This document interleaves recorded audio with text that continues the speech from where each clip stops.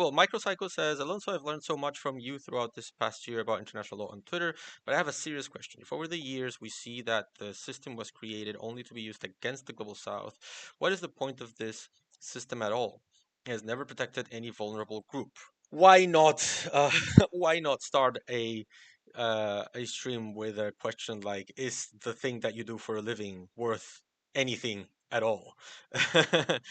Changebox says, "My personal opinion is that the system may have been designed to help the global south, but it has been twisted to the will of those in power.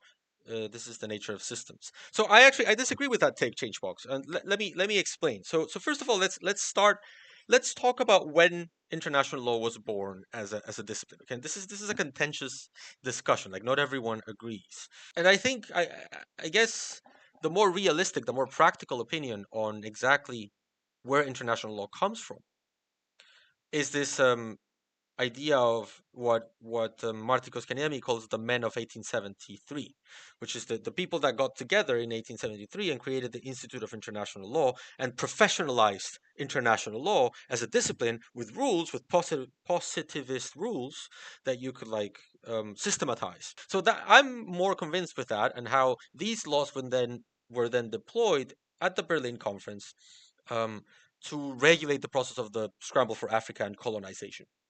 That's what I believe. So um when Changebox says that his or her personal opinion is that the system may have been designed to help the global south, but it has been twisted to the will of those in power, this is the nature of systems. I don't agree. I don't think international law was ever designed to help the people of the global south. International law was designed as a colonial tool to enable the colonization of Africa. And if you subscribe to the Spanish thesis, then it was also enabled to allow for the colonization of the Americas. Interpreting international law in the way that international law has been traditionally interpreted will not make international law into a more just system, right? Um, and that's been the rule for most of its history. And I guess the big important thing to understand about what we are experiencing today is that we are in a period of change. International law has always changed, and it has traditionally changed towards um, uh, because there are more states in the world. It's changed towards a more diverse viewpoint about the rules.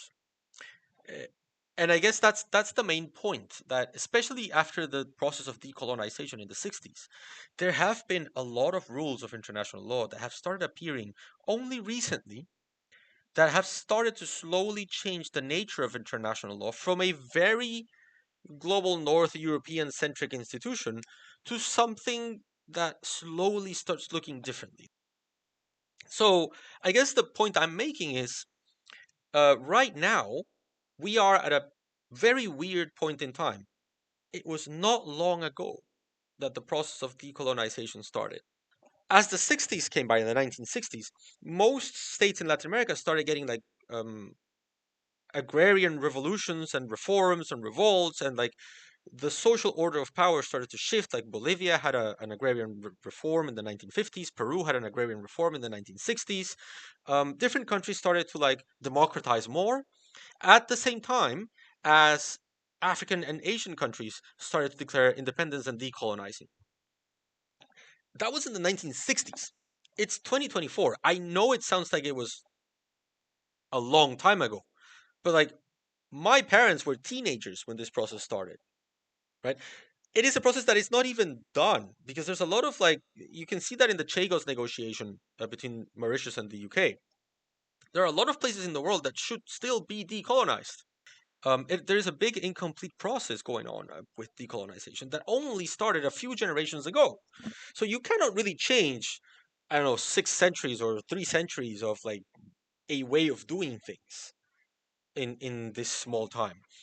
But even in this small time, there's been a lot of change. Like, take for example the law of war. The law of war was created um, in the 1800s to enable European war. It was a law of war that, for example, also stated that small wars, or like colonial wars, were not regulated by any specific law. The reason why war is different now and why we conceive it as a humanitarian law is not because of 1948, like the oh so good allies after World War One got together and said, "How do we make war nicer?" That's not true. These conventions were not the product of any kind of like humanization process. It was the victors of World War Two preparing for how would the next war look between them. So there were some advances, but it wasn't until the 1970s with the additional protocols 1 and 2 that we started talking about actual national liberation movements and recognizing wars of national liberation as international armed conflict and international law. This was again global south law being incorporated into a global north set of rules to change the way that we approach international law in war. So I guess I would shift the question that you guys asked me. The question is premised on the idea of if international law never helped the global south or those oppressed, then is it worth keeping? And I would shift that. I would argue international law was not meant to help the oppressed or the global south. So it's the other way around. You guys, you're the third generation to live in a world where international law is being slowly reinterpreted.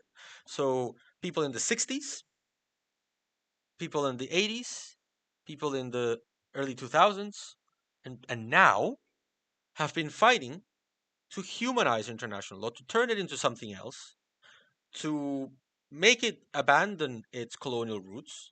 And so you are part of that process. You guys, you specifically, you guys are part of that process.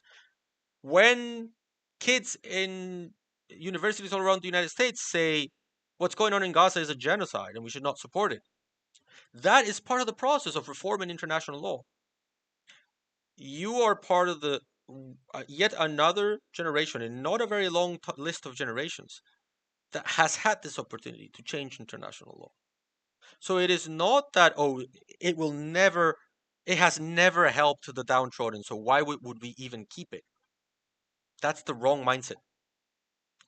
It was not designed to help the downtrodden. It was not designed to help the global south. It was not designed to help Palestine.